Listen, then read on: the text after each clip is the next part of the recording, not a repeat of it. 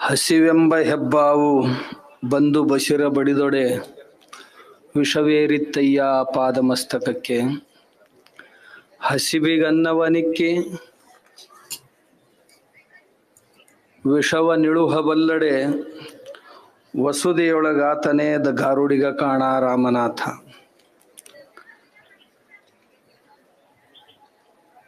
ಪೂಜ್ಯ ಬುದ್ಧೀಜಿಯವರ ಶ್ರೀ ಸನ್ನಿಧಿಗೆ ಪ್ರಣಮಿಸುತ್ತಾ ಈ ಗುರುನಮನ ಕಾರ್ಯಕ್ರಮದ ವೇದಿಕೆಯಲ್ಲಿ ಸಾನ್ನಿಧ್ಯವನ್ನು ದಯಪಾಲಿಸಿದಂಥ ಬಾಲ್ಕಿ ಶ್ರೀಗಳು,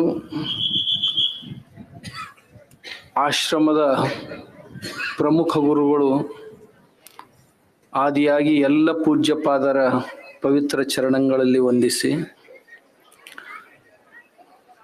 ಇಂದಿನ ಈ ಕಾರ್ಯಕ್ರಮದ ವಿಶೇಷ ಅತಿಥಿಗಳಾಗಿ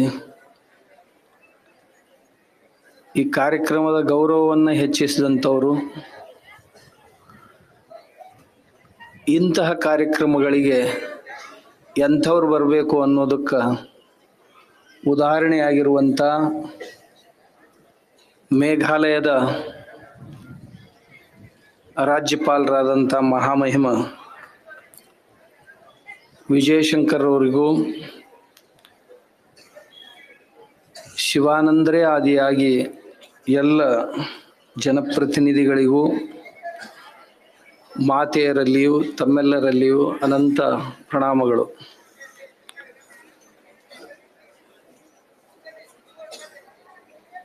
ಎರಡು ವರ್ಷ ಅದು 3ನೇ ವರ್ಷನೂ ಆಗೋದೈತೆ. ಅದೇನು ಯಾರ ಸಲಾಗಿ ನಿಲ್ಲುವುದಲ್ಲ.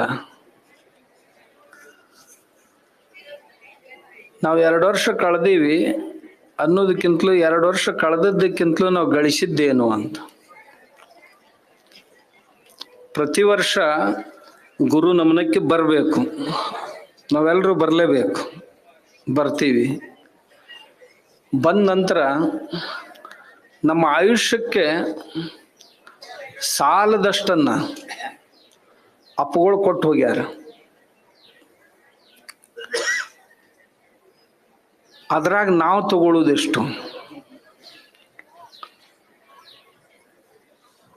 ಪ್ರಸಾದ ಅಂತರೂ ತಗೊಂಡೇ ತಗೋತೀವಿ.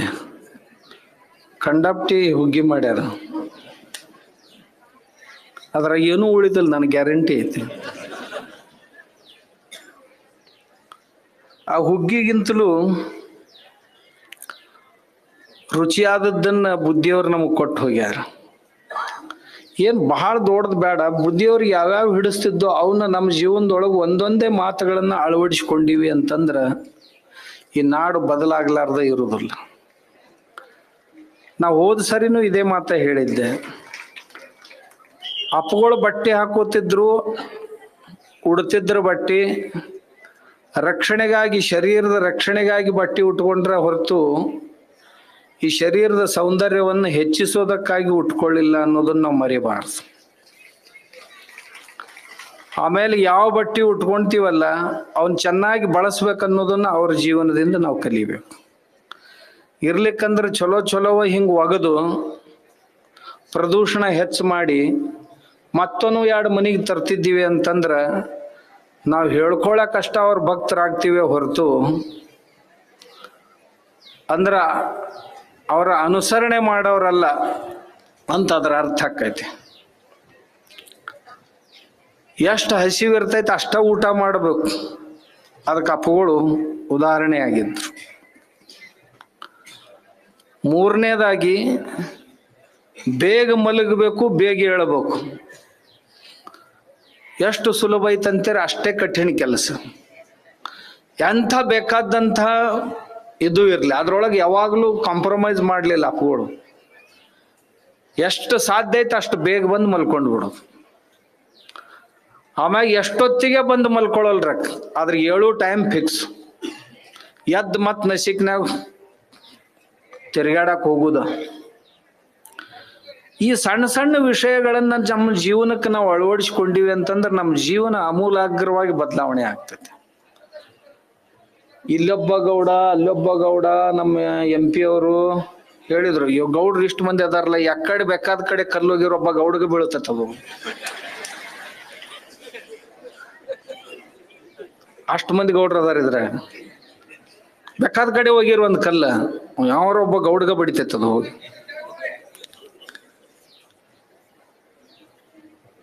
ಯಾರು ತಗೊಂತಾರ, ತಗೊಂಡವರು ತಮ್ಗೆ ಗೊತ್ತಾಗ್ಲಾರ್ದಂಗ ಬದಲಾವಣೆ ಆಗ್ತಾರ ಅಂತ ಹೇಳಿದ್ರು. ಹೌದಲ್ಲ ಬಿಟ್ಟಲ್ಲ, ರಮೇಶ್ ಅಣ್ಣ ಅವರು ಹೇಳಿದ್ರು ಆಗಲೇ.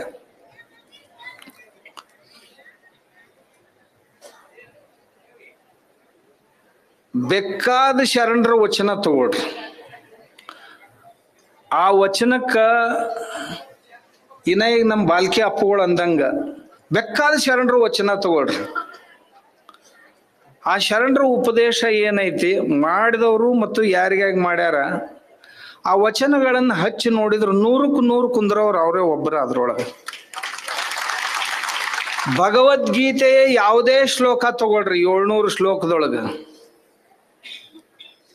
ಜ್ಞಾನಿಯನ್ನ ಕುರಿತಾಗಿ, ಯೋಗಿಯನ್ನ ಕುರಿತಾಗಿ, ಭಕ್ತನನ್ನ ಕುರಿತಾಗಿ, ಕರ್ಮಯೋಗಿಯನ್ನ ಕುರಿತಾಗಿ ಏನೇನು ಕೃಷ್ಣ ಪರಮಾತ್ಮ ಹೇಳ್ಯಾನ ಅವೆಲ್ಲ 100ಕ್ಕೆ 100 ಒಂದು ವೇಳೆ ಹಿಂಗೆ ಹಿಡಿದು ನೋಡಿದ್ರ ಪಡಿಯಚ್ಚನ್ನ, ಆ ಪಡಿಯಚ್ಚನಾಗ ಅಪ್ಪಗಳ ಕುಂದಿರ್ಬೇಕು. ನಾವು ಯಾರು ಕುಂದಿರ್ತೀವಿ ಇಲ್ಲ ಗೊತ್ತಿಲ್ಲ. ಉಪನಿಷತ್ತಿನ ಮಂತ್ರಗಳನ್ನ ತಾವು ತಗೊಳ್ರಿ, ಉಪನಿಷತ್ತಿನ ಮಂತ್ರಗಳನ್ನ ಈಶಾವಾಸ್ಯ ಹಿಡ್ಕೊಂಡು ಬೃಹದಾರಣ್ಯಕದವರೆಗೆ ಅಪೋಳಂತರೂ ಎಲ್ಲ ಉಪನಿಷತ್ತುಗಳನ್ನು ನಮಗೆ ಬೋಧನೆ ಮಾಡ್ಯಾರ. ಈಶಾ, ಕೇನ, ಕಠ, ಮುಂಡಕ, ಮಾಂಡೂಕ್ಯ, ಪ್ರಶ್ನ, ಐತರೇಯ, ತೈತರೇಯ, ಛಾಂದೋಗ್ಯ, ಬೃಹದಾರಣ್ಯಕ, ಶ್ವೇತಾಶ್ವೇತರ ಎಲ್ಲ ಉಪನಿಷತ್ತುಗಳನ್ನು ಯಾವುದಿಲ್ಲ ಯಾವ ಊರಾಗರ ಅಪೋಳ ನಮಗ ಹೇಳ್ಯಾರ. ಆದ್ರೆ ಅವ್ರದ್ದು ವಿಶೇಷತೆ ಏನು, ಯಾವುದನ್ನ ಆಚರಣೆಯಲ್ಲಿ ತರ್ಲಿಕ್ಕೆ ಸಾಧ್ಯವಿಲ್ಲ ಅದನ್ನು ಎಂದೂ ಪ್ರವಚನದಾಗ ಅಪ್ಪಗಳು ಹೇಳಿಲ್ಲ ಇವತ್ತಿಂತ. ಯಾವುದು ಆಚರಣೆಗೆ ಸಾಧ್ಯವಿಲ್ಲೋ ಹೇಳಿಲ್ಲ. ಆಮ್ಯಾಗ ಅಪ್ಪಗಳು ಹೇಳ್ಯಾರಂದ್ರೆ ಅದು 100ಕ್ಕೆ 100 ಆಚರಣೆಗೆ ಸಾಧ್ಯ ಇದ್ದದ್ದನ್ನ ಹೇಳ್ಯಾರ. ಆ ಬೇಕಾದ ಶ್ಲೋಕಗಳನ್ನು ತಗೊಳ್ರಿ, ಒಬ್ಬ ಜ್ಞಾನಿಯನ್ನ ಕುರಿತು, ಒಬ್ಬ ದಾರ್ಶನಿಕನನ್ನ ಕುರಿತು, ಒಬ್ಬ ಋಷಿಯನ್ನ ಕುರಿತು ಏನು ಶ್ಲೋಕಗಳದಾವು, ಆ ಶ್ಲೋಕಕ್ಕೆ ಹೊಂದವ್ರು ಇವತ್ತು ಯಾರ ಸಿಗ್ತಾರೇನೋ ಅಂತ ನೋಡಿದ್ರ ಮತ್ತ ಅವ್ರ ಹತ್ರ ಹೋಗ್ತಾವು ಎಲ್ಲ ಶ್ಲೋಕಗಳು. ಇಲ್ಲೇ ಕಾಣ್ಬೇಕು ಅವ್ರನ್ನ ಅಂತ. ಭಕ್ತಿ ಶಾಸ್ತ್ರದವರು ಅದು ನಾರದ ಮಹರ್ಷಿಯ ಭಕ್ತಿ ಸೂತ್ರಗಳೇ ಆಗಿರಬಹುದು, ಶಾಂಡಿಲ್ಯನ ಭಕ್ತಿ ಸೂತ್ರಗಳೇ ಆಗಿರಬಹುದು. ಆ ಭಕ್ತಿ ಸೂತ್ರಗಳನ್ನು ಅಪ್ಪಗಳು ಹೇಳಿದ್ರು. ಆ ಎಲ್ಲ ಭಕ್ತಿ ಸೂತ್ರಗಳನ್ನ ಎಷ್ಟು ತಿಳಿಯಾಗಿ ಹೇಳಿದ್ರೆ ಅದ್ರೊಳಗ ಎಲ್ಲ ಸೂತ್ರಗಳನ್ನ ಅಳವಡಿಸಿಕೊಂಡು ನಡೆಯವ್ರು ಯಾರು ಸಿಗ್ತಾರೆ ಅನ್ಪ ಕೇಳಕ್ ಭಾಳ ರುಚಿ ಅನ್ನಿಸ್ತಾವು. ಆದ್ರೆ ಆಚರಣೆ ಕಠಿಣ ಇರ್ತೈತಿ. ಅಪ್ಪಗಳು ಅದ್ರೊಳಗ ಎಲ್ಲದ್ರೊಳಗೂ ಕೂಡ್ತಿದ್ರು. ಪತಂಜಲಿಯ ಯೋಗ ಶಾಸ್ತ್ರವನ್ನ ತಗೊಂಡ್ರು ಸಹಿತ ಎಷ್ಟು ಸೂತ್ರಗಳನ್ನ ಬಿಡಿಸಿದ್ರು. ಆ ಎಲ್ಲ ಸೂತ್ರಗಳಿಗೆ ಉದಾಹರಣೆಗಳು ನಮ್ಮ ಸಂಗಮ ದೇವರಿದ್ದಾಗ ಕೆಲವೊಂದು ಬಂಧ ಮುದ್ರೆಗಳ ವಿಷಯ ಬರ್ತಿತ್ತು. ಸಂಗಮ ದೇವರು ಒಂದು 2-3 ವರ್ಷ ಬಿಹಾರದ ಯೋಗ ಮಹಾವಿದ್ಯಾಲಯದೊಳಗೆ ಅಂತಾರಾಷ್ಟ್ರೀಯ ವಿದ್ಯಾಲಯದೊಳಗೆ ಕಲ್ತು ಬಂದಿದ್ರು. ಅವ್ರಿಗೆ ಕೇಳ್ತಿದ್ರು ಬುದ್ಧಿಯವ್ರು, ಇದು ಹಿಂಗಂದ್ರೇನು ಏನು ಮಾಡಿರೇನು ಪ್ರಾಕ್ಟಿಕಲ್ ಅಂತ. ಇವರು ಇಲ್ಲ ಅದು ನನಗೆ ಬರೋದಿಲ್ಲ ಅಂತಿದ್ರು. ನಾವು ಬೆಳಗ್ಗೆ ವಾಕಿಂಗ್ ಹೋಗಿ ಬಂದು ಕೂಡಲೇ ಅಪ್ಪಗಳು ಅವ್ನು ಮಾಡಿ ತೋರಿಸ್ತಿದ್ರು. ಇದು ಹೀಗಿರ್ತದ, ಇದು ಹೀಗಿರ್ತದ, ಬಂಧಗಳಂದ್ರೆ ಇವು, ಮುದ್ರೆಗಳಂದ್ರೆ ಇವು, ಕುಂಡಲಿನಿ ಜಾಗೃತಿ ಅಂದ್ರೆ ಈ ರೀತಿ ಮಾಡ್ತಾರ. ಯಾವ ವಿಷಯಗಳನ್ನ ನಾವು ಎಂದೂ ಕೇಳಿಲ್ಲೋ ಮತ್ತು ಯಾರು ಇವತ್ತು ಹೇಳ್ತಾರಲ್ಲ ಅವ್ರು ಹೇಳಿದವ್ರಿಗೆ ಯಾರಿಗೆ ಅವ್ನು ಮಾಡಿ ತೋರ್ಸಕ್ ಬರುದಿಲ್ಲೋ ಅವನ್ನೆಲ್ಲ ಬುದ್ಧಿಯವರು ಮಾಡಿ ತೋರಿಸ್ತಾರೆ. ಆದ್ರಿಂದ ಅವರು ಒಂದೊಂದ ನಾವು ತಗೊಂಡ್ರೆ ಅವ್ರಿಗೆ ಬಸವಣ್ಣವ್ರದ್ದು ಒಂದ ವಚನ ಐತೆ, ತಮ್ಗೆ ಗೊತ್ತೈತಲ್ಲ, ಸಪ್ತ ಸೂತ್ರಗಳು ಅಂತ. ಕಳಬೇಡ, ಕೊಲಬೇಡ, ಇವೆಲ್ಲರಿಗೆ ಬಾಯ್ಪಾಟ್ ಅದಾವ. ಒಬ್ಬರಿಗಾರ ಆಚರಣದಾಗ ಅದಾವನ್ ನಿಮ್ಮ ದೇವರಾಣಿ ಮಾಡಿ ಹೇಳ್ರಿ. ಖರೇನ ಹೇಳ್ಬೇಕು ಮತ್ತು ಸುಳ್ಳು ಹೇಳಬಾರ್ದು. ಆ 7 ಸೂತ್ರಗಳನ್ನ ಹಚ್ಚ್ರಿ, ಅಪ್ಪಗಳು ಹಿಡ್ಕೊಂಡು ನೋಡ್ರಿ, ಬಹುತೇಕ ಅವ್ರೊಬ್ಬರ ಫಿಟ್ ಆಗ್ತಾರೆ, ನಾವೆಲ್ಲರೂ ಫೇಲ್ ಆಕ್ಕಿವಿ ಅಂತ ಅನಿಸ್ತದೆ. ಯಾಕ ನಾವು ಖರೇನು ಹೇಳ್ತಿರ್ಬೇಕು, ಅಹಿಂಸೆನೂ ಪಾಲಿಸಿರ್ಬೇಕು, ನಾವೇನು ಹಿಂಸೆನೂ ಮಾಡಂಗಿಲ್ಲ ಅಂತ ತಿಳ್ಕೊರಿ. ತನ್ನ ಬಣ್ಣಿಸಬೇಡ ಇದರ ಹಳಿಯಲು ಬೇಡ ಅಂತ ನಾವು ಯಾವಾಗ ಹೇಳ್ತೀವಲ್ಲ, ಎಲ್ಲ ಫೇಸ್ಬುಕ್ ಪೇಜ್ ಫೇಲ್ ಆಕ್ಕವ. ಯಾಕಂದ್ರೆ ತಕ್ಷಣ ಲೈಕ್ ಮಾಡ್ರಿ ಮತ್ತು ಶೇರ್ ಬೆಲ್ ಬಟನ್ ಒತ್ತಿ ಶೇರ್ ಮಾಡ್ರಿ. ಇದು ತನ್ನನ್ನು ಬಣ್ಣಿಸ್ಕೊಂಡಂಗೆ ಆಗುದಿಲ್ಲ. ಎಲ್ಲ ಸ್ವಾಮಿಗಳದು ನೋಡಿ ನಾನು ಇತ್ತೀಚೆಗೆ ನಾನು ಹಿಡ್ಕೊಂಡು ಹೇಳಾಕತ್ತೀನಿ. ಮತ್ತು ನಿಮ್ಗೆ ನಾ ಹಂಗ ಅನ್ನೋದಿಲ್ಲ, ಖರೆ ಹಂಗಿರ್ತೈತಿ ಎಲ್ಲ.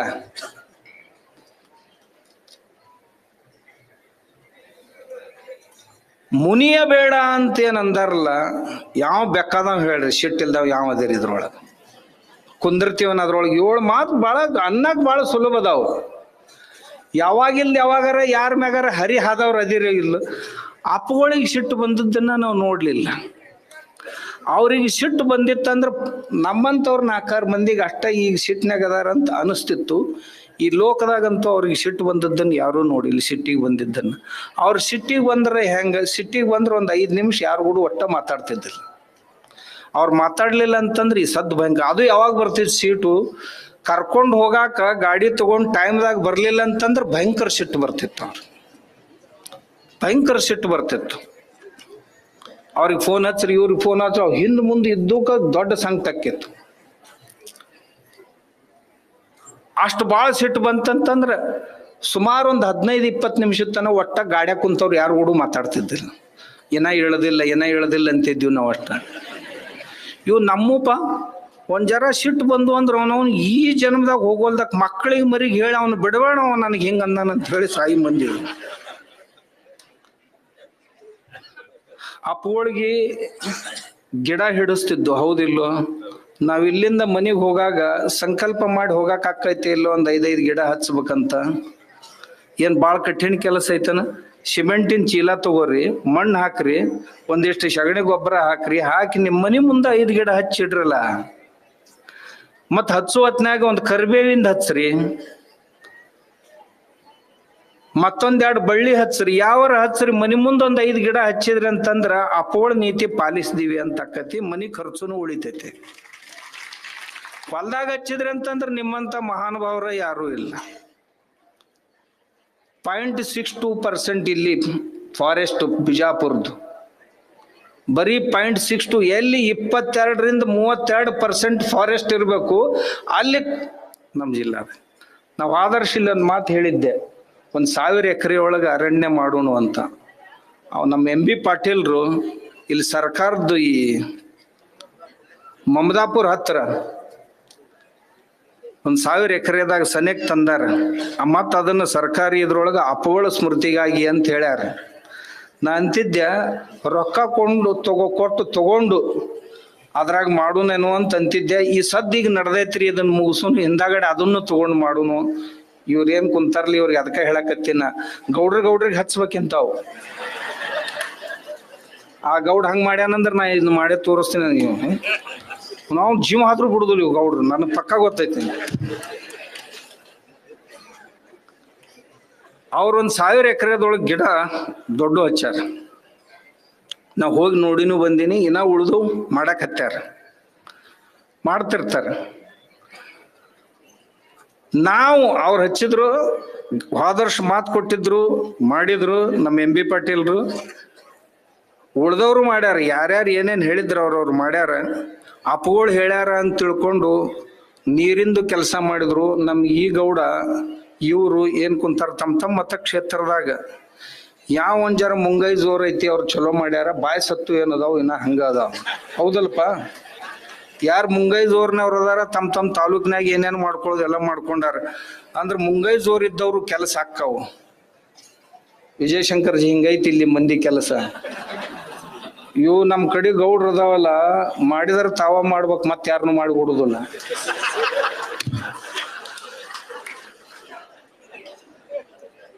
ಈ ಗೌಡನ್ ಹಣಿಬೇಕಾಗಿತ್ತಂದ್ರೆ ಮತ್ತೊಬ್ಬ ಗೌಡನ ಬರ್ಬೇಕು. ಹಿಂಗೈತಿ.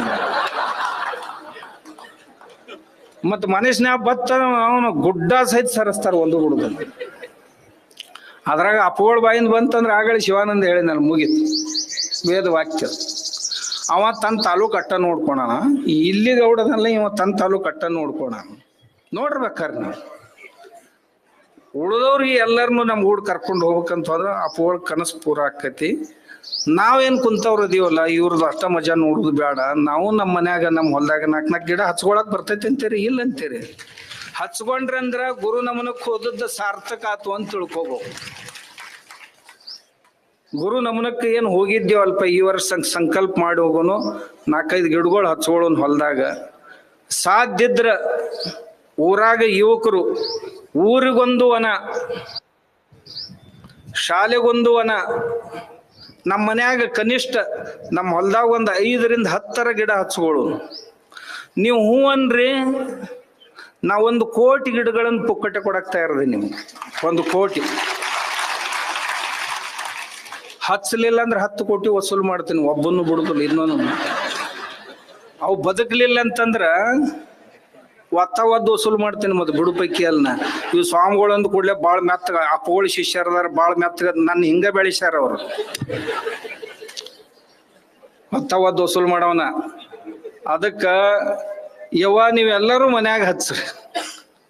ನೀವೇನ್ ಬಂದಿರಲ್ಪ ಹಳ್ಳಿಯವರು ಎಲ್ಲ ಡೂಪ್ಲಿಕೇಟ್ ಕೃಷಿಕರು, ಒಕ್ಕಲಿಗರು. ಡೂಪ್ಲಿಕೇಟ್ ಅಂದ್ರೇನು? ಪಟ್ಪಟ್ಟಿ ಮ್ಯಾಗ ಕುಂದಿರ್ತಾವು, ಬದುವಿಂತನ ಹೋಗಿ ಅಲ್ಲಿಂದನೂ ಹೊಳ್ಳಿ ಬರ್ತಾವು. ಹೊಲ್ದಾಗ ಇಳಿದಿಲ್ಲ, ಕೆಲಸ ಮಾಡುವುದಲ್ಲ.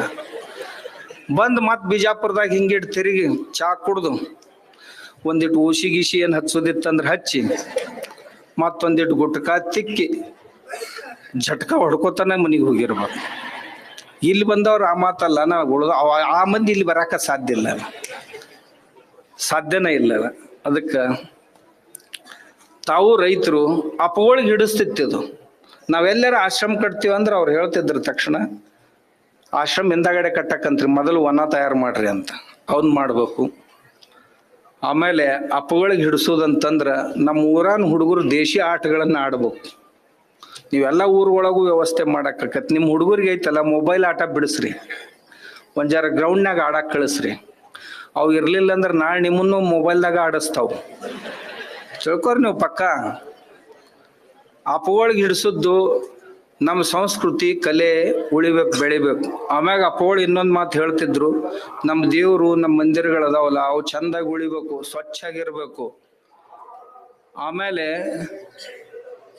ಶೌಚಾಲಯಗಳು ಊರಾಗ ಆಗ್ಬೇಕು ಅಂತ ಅಪ್ಪಗಳು ಹೇಳಿದ್ದು. ಒಂದೊಂದು ಊರವ್ರಿಗೆ ಅಂತರೂ ನೀವು ಶೌಚಾಲಯ ಕಟ್ಲಿಕ್ಕೆ ನಿಮ್ಮ ಊರಿಗೆ ಬರುದಿಲ್ಲ ಅಂತ ಸ್ಪಷ್ಟ ಹೇಳಿದ್ರು. ಇನ್ನು ಕೆಲವು ಜನರು ಪಶು ವಧೆ ಮಾಡ್ತಿದ್ರಂದ್ರೆ ನಿಮ್ಮ ಊರನ್ ಪಶು ವಧೆ ನಿಲ್ಸುತನ ಜೋಗುಳದವ್ರಿಗೆ ಹೇಳಿದ್ರು, ಪಶು ವಧೆ ನಿಲ್ಸುತನ ನಿಮ್ಮ ಊರಿಗೆ ಬರುದಿಲ್ಲ ನಾನು ಅಂತ. ಯಾಕಂದ್ರೆ ಅವ್ರ ಮ್ಯಾಗ ಸತ್ತಾನ ಅಷ್ಟಿತ್ತು ಅಪ್ಪಗಳು. ಆಮೇಲೆ ರೋಡಿನ ಮಗಲಿ ಏನೇನ ಈ ಬ್ರಿಗೇಡ್ ಕುಂದಿರ್ತಾವಲ್ಲ ಕತ್ತಲ್ದಾಗ, ಆ ಬ್ರಿಗೇಡ್ ಈಗ ನೋಡ್ರಿ ಬೇಕಾದಂಗ ಸಂಡಾಸ್ ಕೊಟ್ಟಾರ ಸರ್ಕಾರದವ್ರು, ಕಟ್ಕೊಂಡು ಕುಳ್ಳ ಕಟ್ಟಿಗೆ ಒಟ್ಟಾಕತ್ಯಾರ್ರಿ. ಅದ್ರಾಗ ನೀವು ಶಹರದವ್ರನ್ನ ಬಿಡ್ರಿ, ನಾ ಹಳ್ಳಿಯವ್ರದ್ದು ಹೇಳಾಕತ್ತೀನಿ. ಬಂದವ್ರು ಕುಳ್ಳ ಕಟ್ಟಿಗೆ ಒಟ್ಟಾಕತ್ಯಾರ, ಏನ್ ಕೆಟ್ಟ ಬೇನಾಗೈತಿ ನಿಮ್ಗೆ? ಮತ್ ಹೋಗಿ ರೋಡ್ ಮ್ಯಾಗ ಕೂತ್ರಪ್ಪ.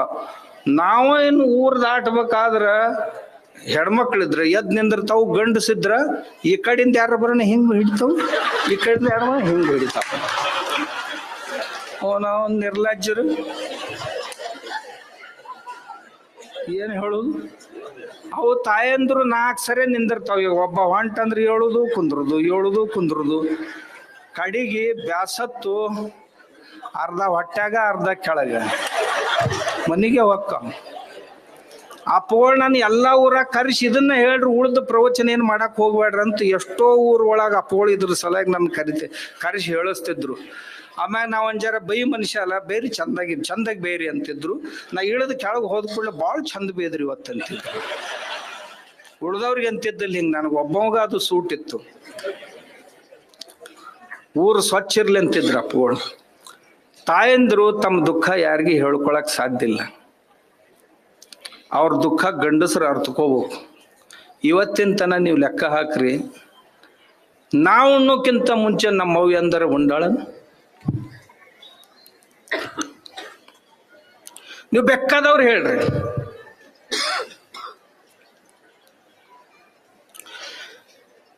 ನೀವು ಹೊಸ ಬಟ್ಟೆ ತಗೊಳ್ಳೋಕ್ಕಿಂತ ಮುಂಚೆ ನಿಮ್ಮವ್ ಎಂದರ ಹೊಸ ಸೀರೆ ತಗೊಂಡಾಳೆ?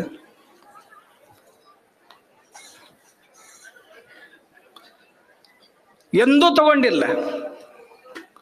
ಅಷ್ಟ ಅಲ್ಲ, ನಾವು ಮೊದಲು ಎದ್ದೀವಿ, ನಮ್ಮವ್ ಹಿಂದಾಗಡೆ ಎದ್ದಾಳಂತ ಒಬ್ಬನಾರ ಹೇಳ್ರಿ ಅದ್ರೊಳಗೆ.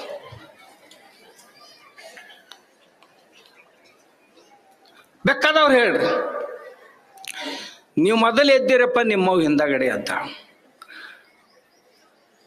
ನಾವು ಉಣ್ಣೋಕ್ಕಿಂತ ಮುಂಚೆ ನಮ್ಮವ್ ಉಂಡು ಕುಂತಾಳಂತ ಒಬ್ಬರ ಗಣಮಗ ತೋರಿಸ್ರಿ. ನಮ್ಮವ್ವ ನನ್ಕಿಂತ ಮುಂಚೆ ಊಟ ಮಾಡಿದ್ಲು ಅಂತ ಒಬ್ಬರು ಬೇಕಾದವ್ರು ಹೇಳ್ರಿ. ನಾ ಮಲಗೋ ಕುಂತ ಮುಂಚೆ ನಮ್ಮವ್ವ ಮಲ್ಕೊಂಡಿದ್ಲು ಮನ್ಯಾಗಂತ ಯಾವ ಬೇಕಾದವ್ ಹೇಳ್ರಿ ನೀವು. ಯಾರ ಮನ್ಯಾಗ ಯಾರ ಜಡ್ಡು ಬೀಳಿ ಅವ್ರವ್ವ ಅವ್ರ ಸೇವಾ ಮಾಡ್ತಾ, ಅವ್ರ ತಾಯಿ, ಅವ್ರ ಹೆಂಡತಿ, ಅವ್ರ ಅಕ್ಕಂಗಿಯರು, ಅವ್ರ ಅಜ್ಜಿ ಸೇವಾ ಮಾಡ್ತಾರೆ. ಆದ್ರೆ ಅವ್ರು ತಮ್ಮ ದುಃಖ ಯಾರಿಗಾರ ಹೇಳ್ಕೊಂಡ್ರ, ನಾವು ಮಾರ್ ತಪ್ಪು ಮಾಡಿ ಹಲ್ಕಡ್ತನ ಮಾಡಿ ಬೇಯಿಸ್ಕೊಂಡ್ರೆ ನಮಗ್ ಹೊಡಿಬೇಕಾರೆ ನಮಗ ಅನ್ನೋದಿಲ್ಲ, ಮತ್ತ ನಮ್ಮ ಅವ್ಗ ಬೈತಾರ. ನಮಗೆ ಯಾವ ಪ್ರಶಸ್ತಿ ಬಂದ್ರೂ ಸಹಿತ ಎಷ್ಟು ಎತ್ತರಕ್ಕೆ ಏರಾಕ್ ಸಾಧ್ಯ ಇಲ್ಲ. ನಮ್ಮವ್ವ ಎತ್ಕೊಂಡ್ಲಂದ್ರೆ ಎಷ್ಟು ಎತ್ತರಕ್ಕೆ ಏರ್ತೀವಲ್ಲ ಅಷ್ಟು ಎತ್ತರಕ್ಕೆ ನಮಗೆ ದೇವ್ರ ಸಹಿತ ಏರ್ಸಕ್ ಸಾಧ್ಯ ಇಲ್ಲ. ಆ ತಾಯಿ ಸಲುವಾಗಿ ಒಂದು ಮನ್ಯಾಗ ಸಂಡಾಸ್ ಕಟ್ಟಿ ಅದ್ರ ಕುಂದರ್ಸಕ್ ಆಗೋದಿಲ್ಲ ನಿಮ್ಗ. ನಾವು ಏನಾಗೈತ್ರು, ಎಲ್ಲರ ಒಯ್ದು ನಿಮ್ಮನ್ನ ಏನ್ ಮಾಡ್ಬೇಕು? ಯವ್ವ ನಿಮ್ಮ ಭಾಷೆ ಅವ್ರಿಗೆ ತಿಳಿತೈತಿ ಹೇಳ್ರಿ, ಇಲ್ಲಿದಲ್ಲ ಊರಾನು ಹೇಳ್ರಿ. ಊರಾಗೂ ಒಂದೊಂದು ಕಟ್ರಪ್ಪ, ಕಟ್ಟಿಂದ ಅದ್ರ ಕುಂದಿರ್ತ ಬರ್ರಿ. ಭಾಳ ಮಂದಿ ಕಟ್ತಾರ, ಕುಂದ್ರಂಗೆ ಅಲ್ಲ. ಕುಂದಿರ್ಲಿಲ್ಲ ಅಂತಂದ್ರೆ ಊರಾನ ಹುಡುಗರು ಗ್ಯಾಂಗ್ ತಯಾರಾಗಬೇಕು, ಹೊತ್ಕೊಂಡು ಹೋಗಿ ಒಳಗೆ ಹಾಕ್ಬೇಕು, ಹಾಕಿ ದಡ ಬಡಿಬೇಕನ್ನ ಆತೋ ಇಲ್ಲ ಅಂತ ಕೇಳ್ಬೇಕು. ಆಗಿಲ್ಲ ಅನ್ನಂದ್ರೆ ಆಗ್ಲಾರ್ದ ನಿನ್ನ ಹೊರಗೆ ತೆಗಿಯಂಗಿಲ್ಲ ಅಂತ ಹೇಳ್ಬೇಕು. 8 ದಿನದಾಗ ಆಗಕ್ಕೆ ಶುರು ಆಕೈತಿ ಒಳಗ. ಮುಂದೆ ಒಣ್ಯಾನ ಹೊರಗೆ ಹುಡುಗರು ಕಂಡು ಅಂದ್ರೆ ದಡಗನ ಒಳಗೆ ಹೋಗಿ ಮಾಡ್ಕೊಂಡ ಹೊರಗೆ ಬರ್ತಾನ. ಇರ್ಲಿಲ್ಲ ಅಂದ್ರೆ ನಿಮ್ಗೆ ಹೇಳ್ತೇನೆ, ಅವನ್ನ ಗಾಡ್ಯಾಗ ಹಾಕೋರಿ, ಒಯ್ದು ಒಂದು 20 ಕಿಲೋಮೀಟರ್ ಚಡ್ಡಿ ಮ್ಯಾಲಿ ಪ್ಯಾಂಟ್ ಹಂಗೆ ಕಳ್ಕೊರಿ, ಬನಿಯನ್ನ ಚಡ್ಡಿ ಮ್ಯಾಗ ಬಿಟ್ಟು ಬರ್ರಿ. ಅವನ್ನ ಬಿಟ್ಟು ಬರ್ರಿ. ಅಲ್ಲಿಂದ ಬರಕ್ ಕೇಳ್ತಾರ, ಗೌಡ್ರ ಈ ಕಡೆ ಎಲ್ಲಿ ಹೋಗಿದ್ರಿ ಚಡ್ಡಿ ಮ್ಯಾಗ? ಸಾವ್ಕಾರ ಎಲ್ಲಿ ಹೋಗಿದ್ರಿ ಚಡ್ಡಿ ಮ್ಯಾಗ? ಎಲ್ಲಿ ಹೋಗುದು ಮರಯ? ಹೊರಗಡೆ ಹೋಗಿದ್ದ ತಂದು ಬಿಟ್ಟಾರ ಇಲ್ಲಿ ಹೊಂಟು ನೋಡು ಮನೆ ಕಡೆ. ಮರದಿವಸ ಸಾವ್ಕಾರ ಕಟ್ಟತಾನ ಒಂದು. ಅದಕ್ಕ ನಾ ಈ ಮಾತು ಯಾಕೆ ಹೇಳಿದೆ ಅಂದ್ರೆ ಅಪೋಳಿ ಇದು ಭಾಳ ಹಿಡಿಸ್ತಿತ್ತು. ಇದನ್ನ ಹೇಳಿಸ್ತಿದ್ರು ಅಪೋಳಿ ನಮ್ಮ ಕಡೆಯಿಂದ. ಈ ಸಂದರ್ಭದಲ್ಲಿ ನಾವು ಸಂಕಲ್ಪ ಮಾಡೋಣ, ನಮ್ಮ ಊರೊಳಗೆ ನಾವು ಸ್ವಚ್ಛತೆ ಇಟ್ಕೊಳ್ಳೋನು, ನಮ್ಮ ಊರೊಳಗೆ ಒಂದು ವನ ತಯಾರು ಮಾಡೋನು. ಅದಕ್ಕೆ ಬೇಕಂದ್ರೆ ಸಿದ್ದೇಶ್ವರ ವನ ಅಂತ ಅಪೋಳಿ ಹೆಸರಿಡೋನು ಎಲ್ಲರೂ. ಆಮ್ಯಾಗ ಇನ್ನೊಂದು ಮಾತು ಕೊನೆಯದಾಗಿ ಹೇಳ್ತೇನೆ. ನಾವು 10 ನಿಮಿಷ ಮಾತಾಡ್ಬೇಕಾಗಿತ್ತು, ಬಳತ್ ಮಾತಾಡಿದೆ. ಮತ್ತೆ ಇಷ್ಟ್ಯಾಕೆ ಮಾತಾಡಿದೆ ಅಂತ ನನಗೆ ಅನ್ನೋರು ಯಾರೂ ಇಲ್ಲಲ್ಲ. ಹಿಂಗಾಗಿ ಆಲ್ಮಟ್ಟಿ ಅಜ್ಜನ ಅನ್ಬೇಕು ಯಾವಾಗಾರ. ಕೊಟ್ಟಿದ್ದ ತಂದಿದ್ ಕೊಟ್ಟಿದ್ದು ನನ್ನ ಕೈಯಾಗಿ ಇಲ್ಲಿ ಬಂದ್ ಕೂಡ್ಲೆ ತಂದಿಟ್ರು. ಇದು 10 ನಿಮಿಷದ ಸಲಾಗಿ ಅಂತ ನನ್ಗೆ ಗೊತ್ತೈತಿ. ಯಾಕಂದ್ರೆ ರಾಜ್ಯಪಾಲರು ಅದಾರ ಅಂದ ಕೆಲವೊಂದು ಇವನ್ ಪಾಲಿಸ್ಬೇಕಾಕೈತಿ. ಅವ್ರು ರಾಜ್ಯಪಾಲರು ಯಾರು ಹೊರಗಿನವ್ರು ಅಲ್ಲಲ್ಲ, ನಮ್ಗೆ ಹೆಂಗಿನವ್ರು ಅದ. ಸುಮ್ ರಾಜ್ಯಪಾಲರು ಹತ್ತಿವ್ರಪ್ಪ, ಅವ್ರು ಇರ್ಲಿಕ್ಕಂದ್ರೆ ನಮ್ಗೆ ಹೆಂಗಿನವ್ರು ಅದ. ಹಳ್ಳಿಯವ್ರು ಅದಾರ, ಜನಪ್ರತಿನಿಧಿಗಳಿದ್ರು, ಚಲೋ ಹೆಸರು ಗಳಿಸಿದ್ರು, ಭಾಳ ಕಡಿಮೆ ಅವಧಿ ಒಳಗೆ. ಅದಕ್ಕೆ ನಾ ಇಲ್ಲಿ ಹೇಳೋದು, ನಮ್ಮ ಊರೊಳಗೆ ಹೋಗಿ ನಂದು ಇನ್ನೊಂದು ಪ್ರಾರ್ಥನೆ ಏನು ಅಂದ್ರೆ, ಸಾಧ್ಯ ಇದ್ರೆ ಎಲ್ಲ ಊರುಗಳೊಳಗೂ ಒಂದೊಂದು ವನಗಳನ್ನ ನಿರ್ಮಾಣ ಮಾಡೋ ಪ್ರಯತ್ನ ಮಾಡೋನೇನು ಅಂತ. ಯುವಕ ಮಂಡಳದವ್ರು ಇರಲಿ, ಮಹಿಳಾ ಮಂಡಳದವ್ರು ಇರಲಿ, ಎಲ್ಲೇ ಜಾಗ ಸಿಗ್ಲಿ. ಎಲ್ಲಿ ಜಾಗ ಸಿಗ್ಲಿಕ್ಕಂದ್ರೆ ನಮ್ಮ ಹೊಲದಾಗ.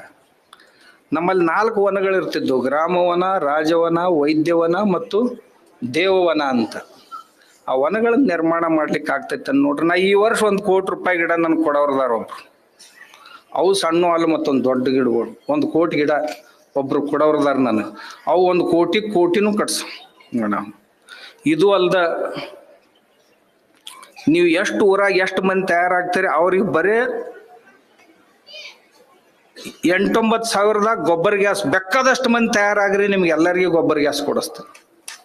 40,000 ರೂಪಾಯಿದು ಗೊಬ್ಬರ ಗ್ಯಾಸ್ ಬರೇ 9,000ದಾಗ, ಏನು 400-500 ಹೆಚ್ಚು ಕಡಿಮೆ. ಎಷ್ಟು 1000 ಹಳ್ಳಿ ತಯಾರಾಗ್ರಿ, 1000 ಹಳ್ಳಿ ಕೊಡೋದೊಂದು ಕೆಪಾಸಿಟಿ ಐತಿ. ನೀವಂದ್ರಿ ಸ್ವಾಮಿಗಳು ಇಲೆಕ್ಷನ್ ನಿಂದ್ರು,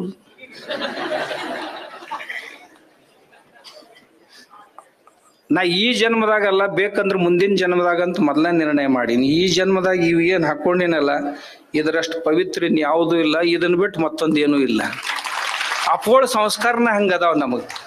ಒಮ್ಮೆ ನಮ್ಮ ಒಬ್ಬ ತಯಾರಾಗಿದ್ದ, ಇವನ್ ತೆಗೆದಿಡು, ಇಟ್ಟು ಹೋಗಿ ಎಲ್ಲಿ ಕುಸ್ತಿ ಹಿಡಿ ಅಂದಿದ್ರು. ಸ್ಪಷ್ಟ ಅಭಿಮತ ಇತ್ತು. ನನಗೊಬ್ಬರು ಮೊನ್ನೆ ಕೇಳಿದ್ರು, ಅಪ್ಪುಗಳು ದೇವರು ಧರ್ಮದ ಬಗ್ಗೆ, ಮಂದಿರಗಳ ಬಗ್ಗೆ ಅಪ್ಪುಗಳ ಅಭಿಪ್ರಾಯ ಏನಿತ್ತು ಅಂತ ಕೇಳಿದ್ರು. ಎಲ್ಲ ಊರನ್ ಗುಡಿಗಳಿಗೆ ಅಪ್ಪುಗಳು ಉದ್ಘಾಟನೆಗೆ ಅವರ ಹೋಗಿದ್ರು ಅಂತ ಹೇಳಿದೆ. ಆಮ್ಯಾಗ ಅಪ್ಪುಗಳು ನಮ್ಮಲ್ಲಿ ಬಾಲ್ಗಾಂವ್ಕ ನಮ್ಮ ಪ್ರಸಾದ್ಲಿಂಗ ಸ್ವಾಮಿಗಳಂತದಾರ, ಅಲ್ಲಿ ಗಣಪತಿ ಗುಡಿ ಕಟ್ಟಾಕ್ ಹಚ್ಚಿದ್ರು ಅಪ್ಪುಗಳು. ಹಚ್ಚಿ ಪ್ರತಿ ತಿಂಗಳು ಉತ್ಸವ ಮಾಡಕ್ ಹಚ್ಚಿದ್ರಿ. ಈಗ ಅಲ್ಲಿ 5,000 10,000 ಜನ ಸೇರ್ತಾರ. ಅಪ್ಪುಗಳನ್ನ ಸಮೀಪದಿಂದ ಅರ್ಥಕೊಂಡ್ರು. ಅದಕ್ಕೆ ನಾವು ಅಪ್ಪುಗಳು ಇಂಥವು ಸಣ್ಣ ಸಣ್ಣ ಮಾತ ನಮ್ಮ ಜೀವನದೊಳಗೂ ಅಳವಡಿಸ್ಕೊಂಡ್ರೆ ಸ್ವಚ್ಛತೆ ಅವ್ರಿಗೆ ಹಿಡಿಸ್ತಿತ್ತು. ನಾವು ಸ್ವಚ್ಛ ಆಗಿಡೋನು, ಊರು ಸ್ವಚ್ಛ ಇಡೋನು, ಮನೆ ಸ್ವಚ್ಛ ಇಡೋನು, ಗಿಡ ಹಚ್ಚೋನು, ಮತ್ತೇನೇನೋ ಮಾಡೋನು. ಇವನ್ನ ಮಾಡಿದೀವಿ ಅಂದ್ರೆ ಅಪ್ಪೋಳಿಗೆ ನಮನ ಸಲ್ಲಿಸಂಗೆ ಆಕೈತಿ ಅಂತ ಅಂದ್ಕೊಂಡು ನಮ್ಮ ರಾಜ್ಯಪಾಲರು ಬಂದಾರ ಇವತ್ತ. ಅವರು ದಾಸರನ್ನ, ಆಚಾರ್ಯರನ್ನ ಮತ್ತು ಶರಣರನ್ನ ಎಷ್ಟು ಚೆನ್ನಾಗಿ ತಿಳ್ಕೊಂಡಾರ ಅಂದ್ರೆ ಬಹುತೇಕ ನಾವರ ಎಲ್ಲ ಸ್ವಾಮಿಗಳು ತಿಳ್ಕೊಂಡಿವಿಲ್ಲೋ ಗೊತ್ತಿಲ್ಲ, ಅಷ್ಟು ಚೆನ್ನಾಗಿ ತಿಳ್ಕೊಂಡವರು. ಅದು ಅಲ್ಲದೆ ಪ್ರತಿಯೊಂದನ್ನು ತಮ್ಮ ಆಚರಣೆಯಲ್ಲಿ ತಂದು ಅತ್ಯಂತ ಸಾದಾ ಜೀವನವನ್ನು ಬದುಕಿದಂಥವರು. ಈ ಕಾರ್ಯಕ್ರಮಕ್ಕೆ ಅತ್ಯಂತ ಯೋಗ್ಯ ಅತಿಥಿಗಳು ಅಂತ ನನಗನ್ನಿಸ್ತೈತಿ. ಅದನ್ನ ಅವ್ರ ಮಾತಿನಿಂದನೇ ಕೇಳೋಣ ಅಂತ ಹೇಳಿ